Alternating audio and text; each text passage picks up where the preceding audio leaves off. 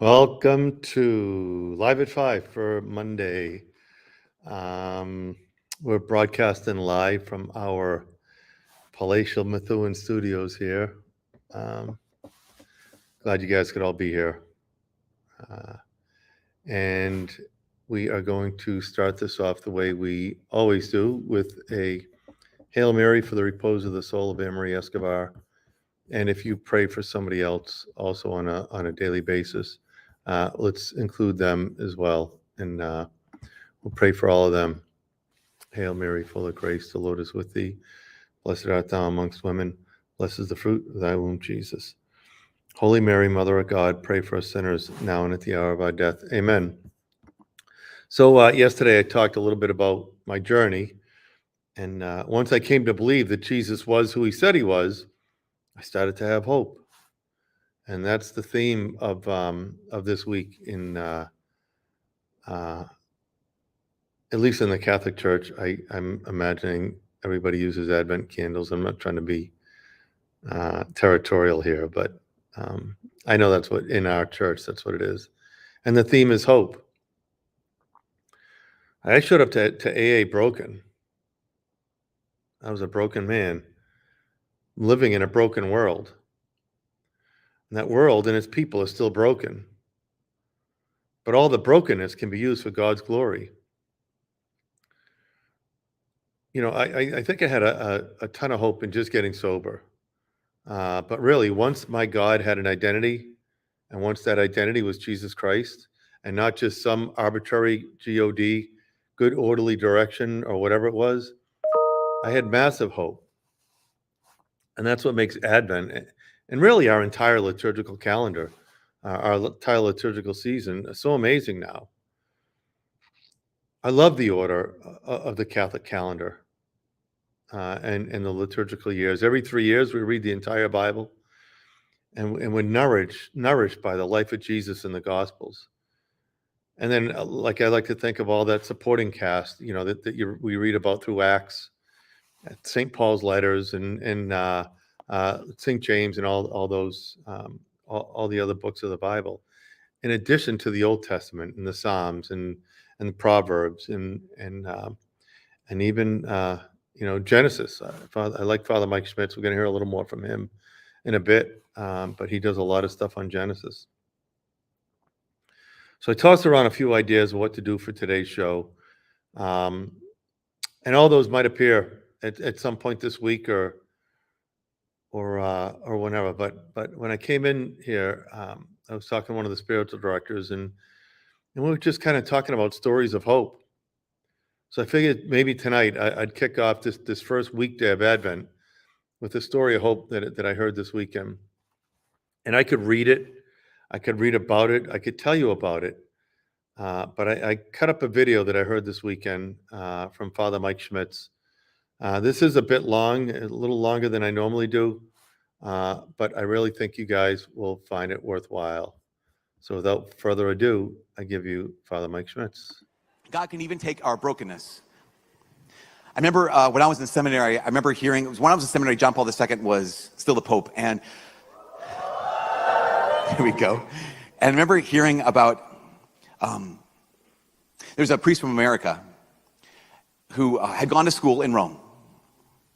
And he, again, got ordained, and he had come back, years later, had come back, and he got the chance. He was kind of in the bureaucracy. He got to meet the Pope, right, at one point. And what happened was, he had to get up really early, because apparently if you ever meet the Holy Father, you have to get up really early, and get to the Vatican and this whole kind of thing. And as he was going through the streets of Rome early in the morning, there was this homeless man who was outside one of the churches. And Keanu was going by because he's in a hurry. He's going to meet the Holy Father. But he looked down and he's like, wait a second, I think I know that guy. He's like, I think I know this homeless man. And he stopped, and he said in Italian, whatever they say, scusi, probably. And the homeless man looked up at him and recognized him too. They had been in seminary together. They'd actually been ordained together.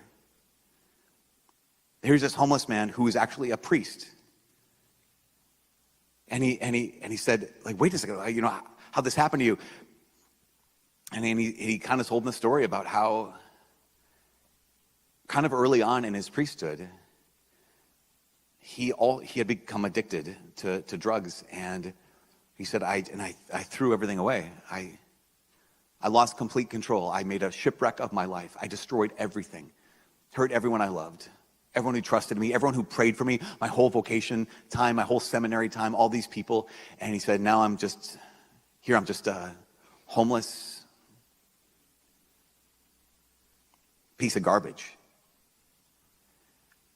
And the priest was not homeless. It was like, are you going to be here? Because like, he's like, I'm going to go meet the Pope. So, no, but he said, no, I'm going to go meet the Holy Father. But so I have to go right now. But like, are you going to be here? Can I find you again? Can we talk? Can I help in any way? And he said, yeah, I don't have anywhere to go. This is my spot, on these steps of this church. So he leaves and he goes to meet John Paul II. And in the midst of this conversation, he says, at the end, he says, Holy Father, I just have to tell you one thing. Something crazy happened to me on the way here. And he described the scene. He said, this guy I was in seminary with who got ordained with me, and he's a homeless man now here in Rome. And John Paul II stopped and he said, can you find him again? He said, yes, he told me where he'd be. He said, find him and bring him back here tomorrow morning. I want to talk to him. So the priest leaves and finds the homeless priest, and he says, yeah, so I came back, and so I told John Paul about you, and he wants to talk to you. So he says, what do I do? He said, well, here I'm staying at this place. Come with me. You can get cleaned up and sleep in a bed tonight, and we'll go tomorrow. So they do this, and next morning they go to the Vatican, and the American priest waits outside as the homeless priest goes in to see the Holy Father. He's in there for however long, and he comes out, and the man just has this dazed look on his eyes. And they're making their way through the hallway, and the American priest can't wait to ask them what happened. So finally they get outside, and he says, what happened? And he says, well, I went in, and John Paul, he looked at me and he said, so your friend told me that you're a priest, and that this happened and this happened and this happened. He said, yes. And he said, okay, I would like you to go to confession to me. The Lord, in his mercy, he wants to heal you. And he said, okay. So I said, okay. And I knelt down and I told him everything. I just spilled everything. I said everything from the very beginning, all the sins that have been part of my life up until this moment. And he gave me absolution. And John Paul II said, okay, sit down now. And then John Paul got out of his chair and he knelt down in front of me and he says, now I want you to hear my confession. And he said, the Pope went to confession to me. And I gave him absolution. And when he stood up, he said, okay, I have a job for you. You've been living among the homeless and the addicts of Rome as one of them. I need you to go back and live among the homeless and addicts of Rome as a priest.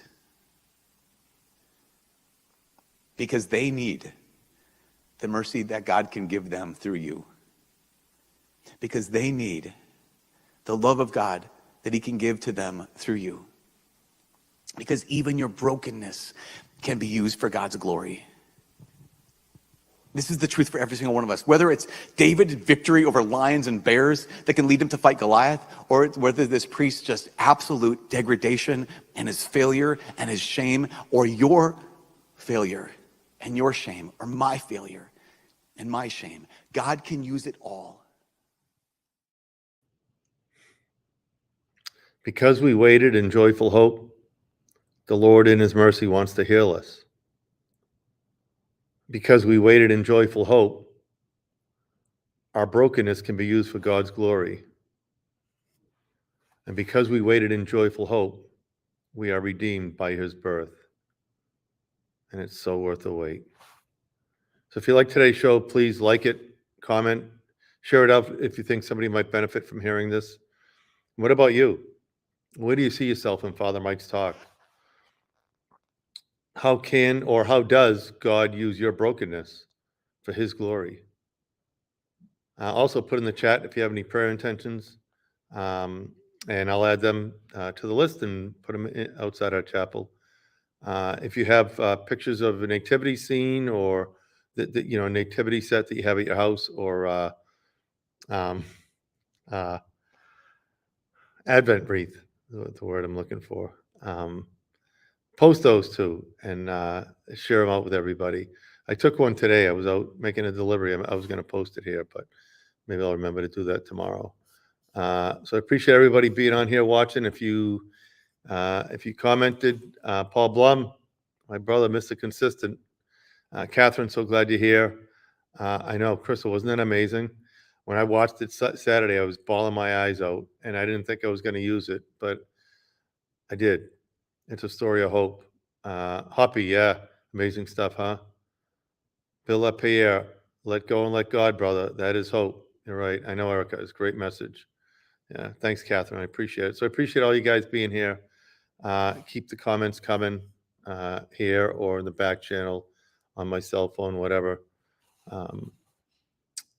And I look forward to seeing you guys all tomorrow right here live at 5. Until then, be amazing or just be. God bless.